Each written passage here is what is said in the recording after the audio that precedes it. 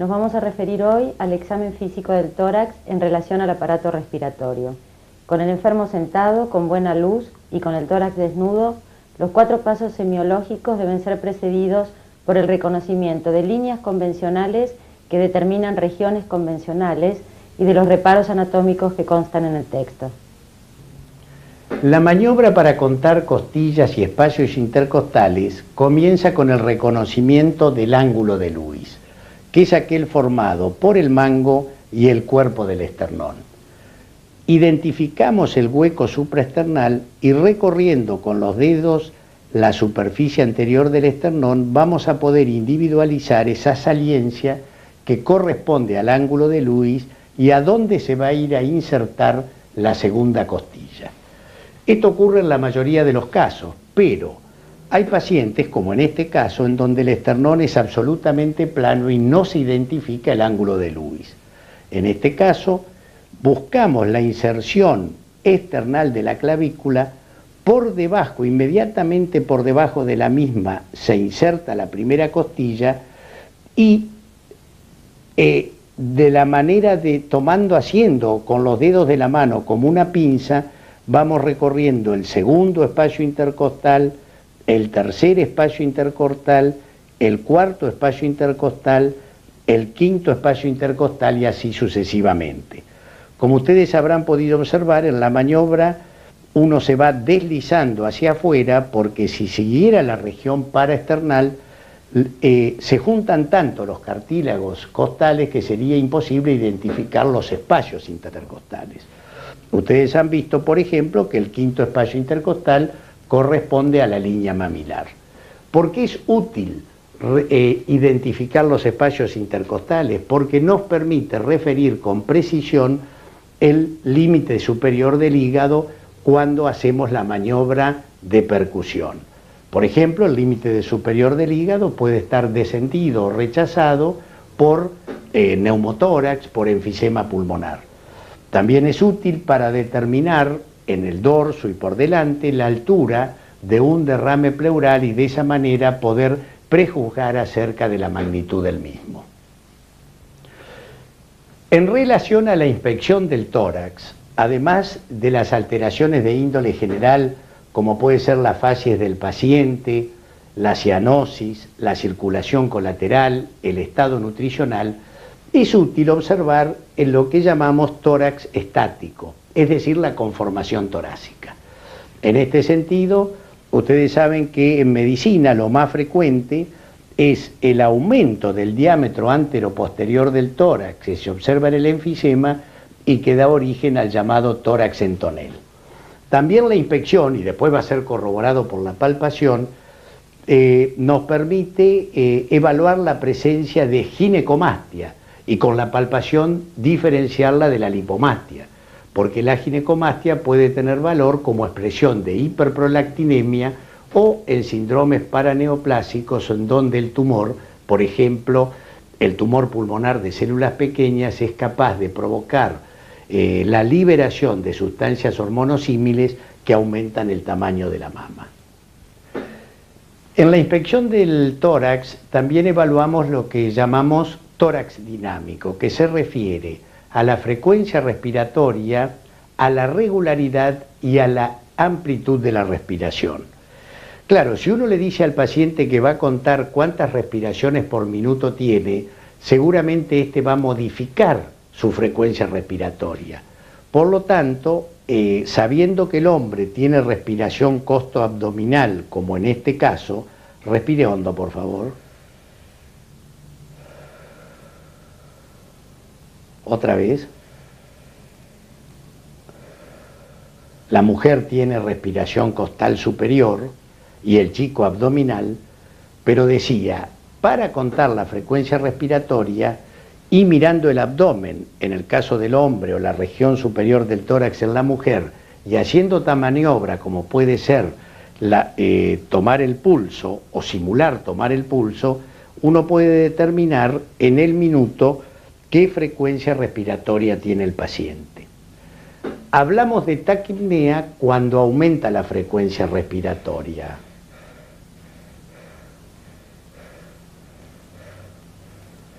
En el asma bronquial, otra alteración del tórax dinámico muy característico es la bradipnea expiratoria, caracterizada por una inspiración rápida y una expiración prolongada secundaria al atrapamiento del aire.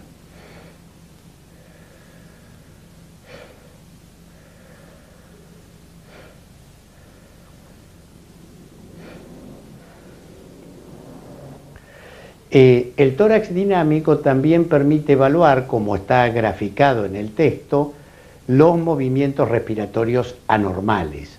Me refiero a la respiración de Cheyne-Stokes, a la respiración acidótica de Kussmaul y a la respiración de Biot, que tienen indiscutible significado clínico para el diagnóstico.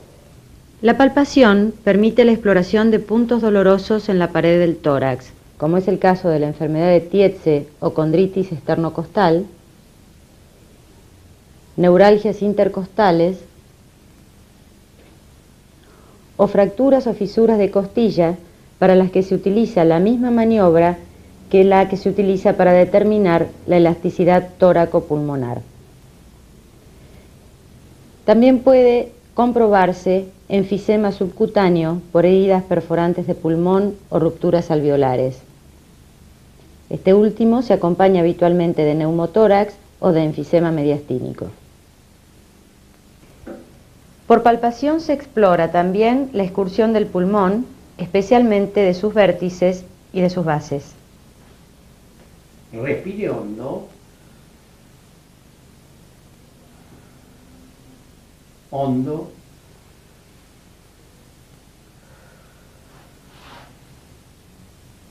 Hondo. Hondo. La elasticidad torácica.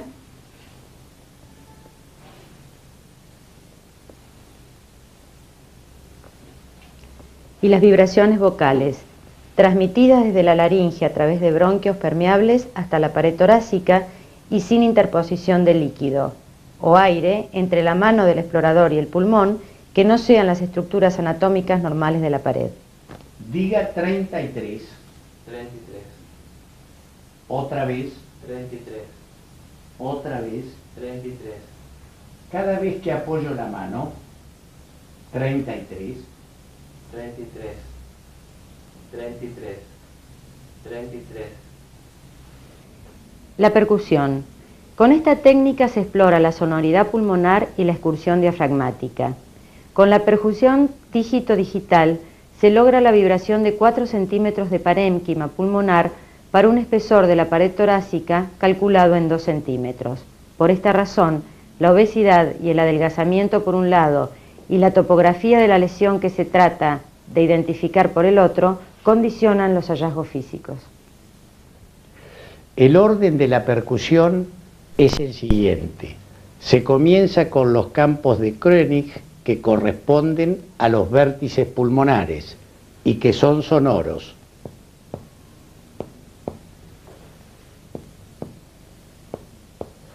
Se sigue por detrás en ambas playas pulmonares hasta llegar a la matidez, donde se encuentra el diafragma, posteriormente en regiones laterales y anteriores del tórax, y siempre con la técnica dígito-digital. Para que ustedes aprecien y correlacionen con el texto lo que es matidez, sonoridad y timpanismo, sonoridad normal y timpanismo, yo le voy a pedir al paciente que se acueste, boca arriba, por favor. Y voy a percutir el tórax por delante a nivel del tercer o cuarto espacio intercostal. Es bueno percutir en los espacios intercostales justamente para disminuir ese espesor de 2 centímetros que en individuos de contextura normal se consideran corresponden a la pared y no a la vibración del parénquima pulmonar. Posteriormente voy a percutir sobre la cara anterior del hígado para que puedan apreciar matidez, y finalmente a la izquierda el espacio de Traube, que corresponde a la cámara gástrica llena de aire, donde van a poder apreciar el timpanismo. Comienzo entonces con lo que es sonoridad pulmonar normal.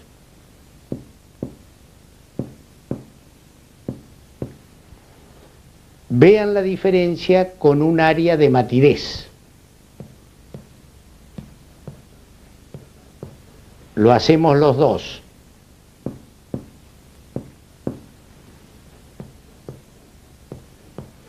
Y con otra de timpanismo.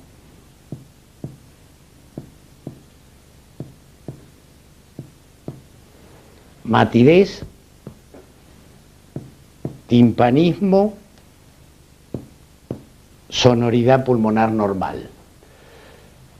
Tal vez en este caso el timpanismo es lo que no se ha apreciado con tanta claridad, probablemente porque el paciente está en ayunas y la cantidad de aire en el estómago es claramente menor.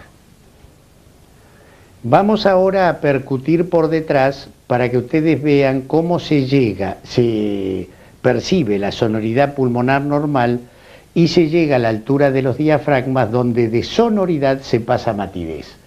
Posteriormente le voy a pedir al paciente que respire hondo y retenga el aire, y si la zona que era mate se vuelve sonora, quiere decir que esa base diafragmática ha excursionado, ha descendido y se ha expandido el parénquima pulmonar. Comenzamos.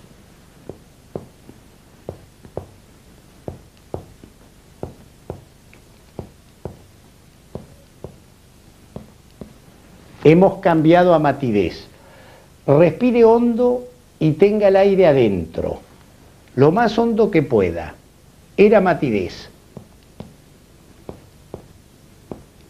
Se ha vuelto sonoro. Largue todo el aire que quede afuera, vuelve a ser mate. Subo, acá vuelvo a encontrar la sonoridad. Quiere decir que el diafragma derecho en este caso ha excursionado perfectamente, descendiendo en inspiración y ascendiendo en expiración. Por otra parte, otra maniobra fundamental que nos va a permitir diferenciar una zona de matidez por condensación pulmonar de una zona de matidez por derrame pleural es la percusión de la columna, que normalmente es sonora.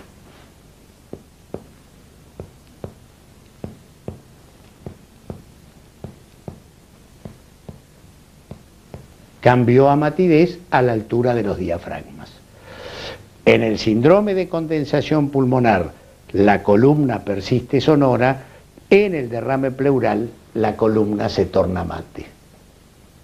Es bueno aclarar que la determinación de matidez o de sonoridad que obtenemos con la percusión no solamente depende de lo que escuchamos, sino también de la percepción táctil, y esto sin duda se logra con la práctica.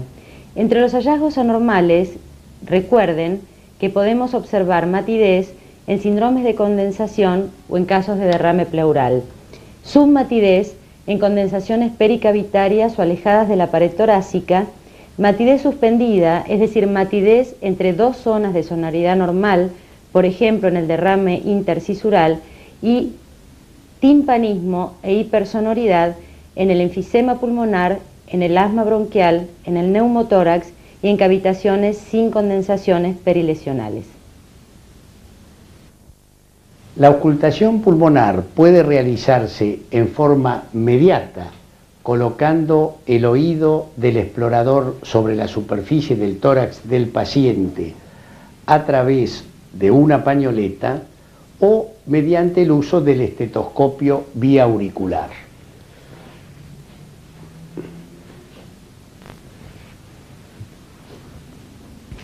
Respire hondo.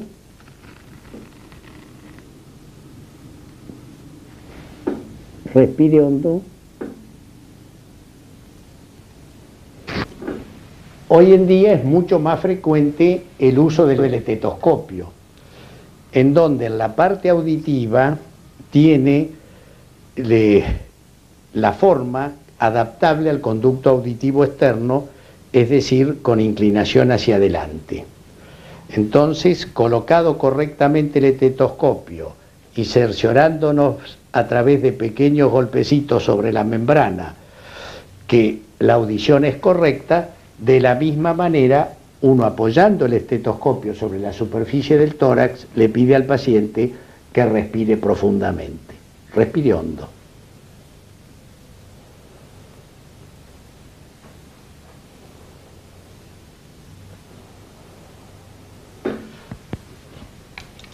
La sistemática de la auscultación pulmonar es igual a la de la palpación y la percusión. Es decir, se debe auscultar el tórax por delante, en las regiones laterales, incluso en la región axilar, y el tórax por detrás. Para examinar la axila se le pide al paciente que eleve el brazo y ponga la mano sobre su cabeza, despejándose así el hueco axilar y pidiendo una vez más que respire hondo.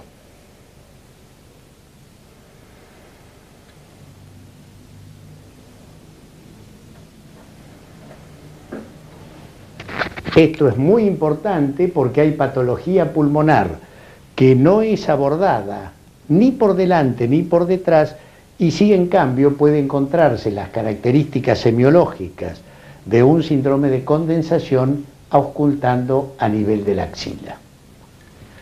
Nos vamos a referir ahora a los ruidos respiratorios normales, y en este sentido es bueno saber que en condiciones normales hay tres ruidos respiratorios claramente diferenciables.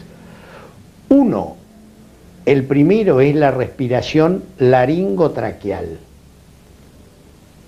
El segundo, que está obviamente sobre la laringe y la tráquea. El segundo es la respiración o murmullo broncovesicular en la zona de bifurcación de los grandes bronquios, y en el resto de la superficie torácica el murmullo vesicular provocado por la distensión de los alvéolos con la entrada del aire. Muchas veces los alumnos preguntan, no hemos auscultado un soplo brónquico. Entonces hay algo, es muy sencillo de auscultar, acudiendo a un ruido respiratorio normal, que es justamente la respiración laringotraqueal. Este mismo sonido emitido por el pase del aire a través de la laringe y de la tráquea, respiración laringotraqueal, auscultado en la periferia, es lo que se conoce con el nombre de soplo brónquico y que caracteriza las condensaciones pulmonares con luz bronquial permeable, es decir, la neumonía. En cambio, si la condensación o consolidación pulmonar está provocada por la obstrucción del bronquio y genera atelectasia, no va a haber, obviamente, soplo brónquico, porque la respiración laringotraqueal no va a poder transmitirse hacia la periferia justamente por la obstrucción bronquial. Entre los hallazgos normales se ausculta el soplo o respiración laringotraqueal. Escuche.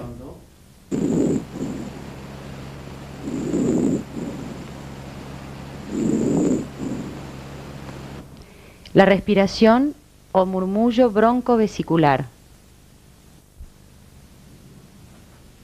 Hondo.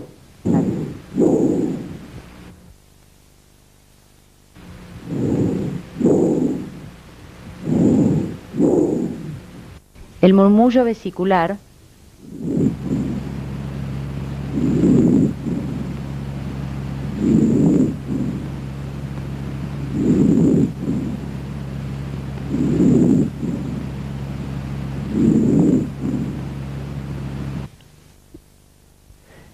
También es un hallazgo normal la auscultación de los llamados estertores crepitantes de despegamiento. ¿Qué son? Justamente se observan, por ejemplo, con el paciente cuando el paciente se despierta al levantarse. Durante la noche los diafragmas han ascendido y hay áreas alveolares de los lóbulos inferiores que han quedado colapsadas. Si uno pide al paciente que respire hondo, va a poder auscultar esos estertores de despegamiento, que no es más que otra cosa que la recuperación de luces alveolares para la hematosis. Respire hondo.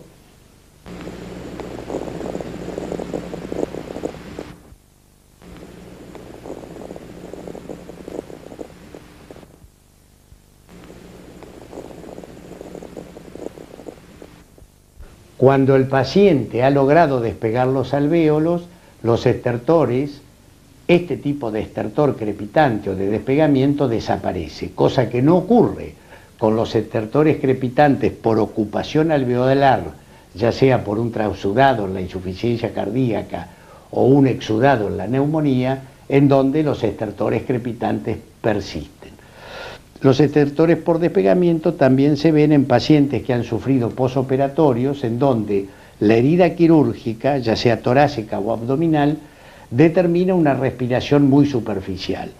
Entonces, hay alvéolos que se colapsan y que solo van a recuperarse cuando uno le pide al paciente que respire profundamente.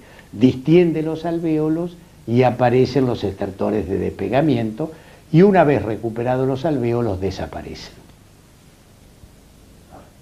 Antes de mencionar las alteraciones de la auscultación pulmonar, queremos destacar los siguientes conceptos. La condensación con bronquio permeable facilita la transmisión del ruido laringotraqueal hasta la periferia del pulmón. Esto es lo típico en el síndrome de condensación. En cambio, la presencia de aire o de agua disminuye la transmisión del ruido laringotraqueal hacia la periferia del pulmón, y este es el caso del derrame pleural y del neumotórax. Ustedes van a encontrar en el texto una síntesis de los ruidos respiratorios anormales en relación a su origen, a sus causas, a sus características auscultatorias y a su fisiopatología. Hemos hablado del soplo laringotraqueal, que es normal. Van a poder escuchar ahora ustedes un soplo brónquico en una paciente con condensación pulmonar neumónica, es decir, con luz bronquial permeable. Entonces, auscultando sobre la periferia del pulmón y contiguo a la zona de la condensación, aparece este soplo que se llama así soplo brónquico o tubárico. Simultáneamente van a poder escuchar ruidos especiales, que son los estertores crepitantes generados por el exudado inflamatorio ocupando los alvéolos pulmonares que solo logran ventilarse parcialmente. Es decir, esto estaría en una etapa intermedia entre lo que es la etapa de comienzo con los estertores crepitantes, la etapa de hepatización en donde solo se oculta el soplo brónquico, y la etapa de resolución en que va desapareciendo el soplo brónquico y comienzan nuevamente los estertores crepitantes de ocupación alveolar. Quiero remarcar además que cuando hablamos de soplo cavitario o de soplo anfórico, en el caso del neumotórax, también nos estamos refiriendo a la misma respiración laringotraqueal transmitida hacia la periferia a través de una cavidad, soplo cavernoso cavitario, o a través de aire en la pleura, neumotórax, soplo anfórico. Escuchen.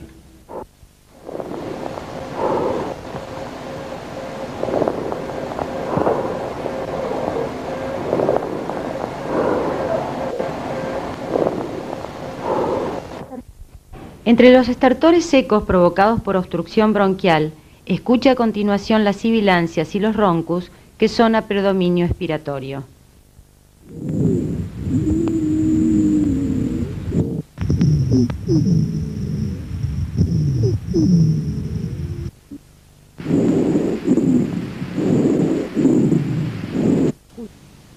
Se auscultan en bronquitis espasmódicas, asma y enfisema pulmonar broncógeno. Otro estertor seco característico es el de la obstrucción de la vía aérea alta, conocido como estridor laringio. Escúchelo a continuación.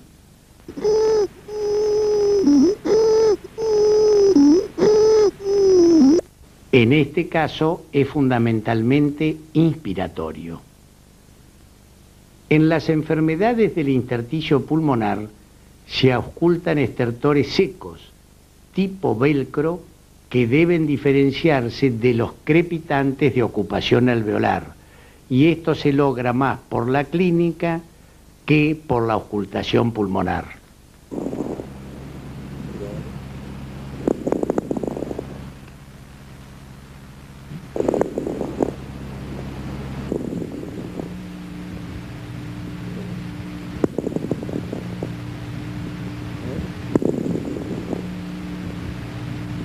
Se ha identificado recientemente en las alveolitis alérgicas y en las intersticiopatías el graznido, que es fácil de reconocer y característico de estas situaciones, es decir, que tiene gran valor diagnóstico y, repito, es fácil de identificar porque remeda perfectamente a un graznido. Escúchelo a continuación.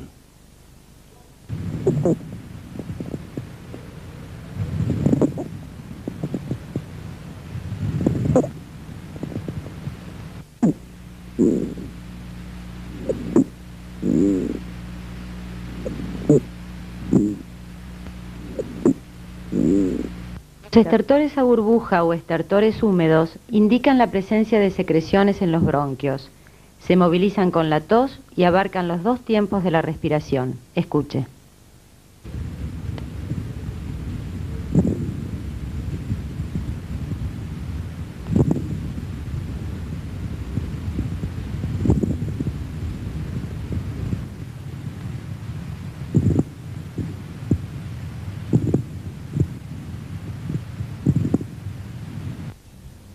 Finalmente, escuche el frote pleural, que también puede ser palpable.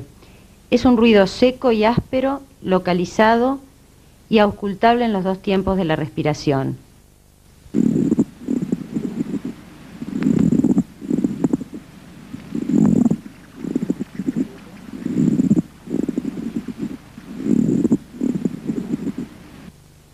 Cuando en las pleuritis se instala el derrame, desaparece el frote por separación de las dos hojas de la pleura.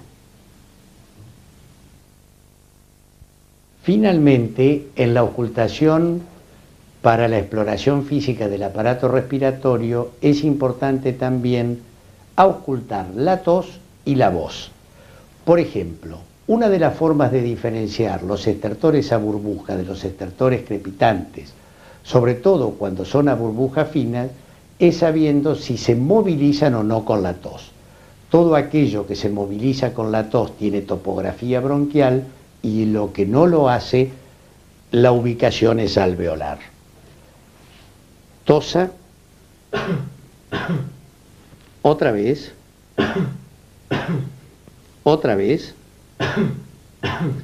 De esta manera vemos si esos estertores mucosos se movilizan como ocurre en las bronquitis agudas y crónicas.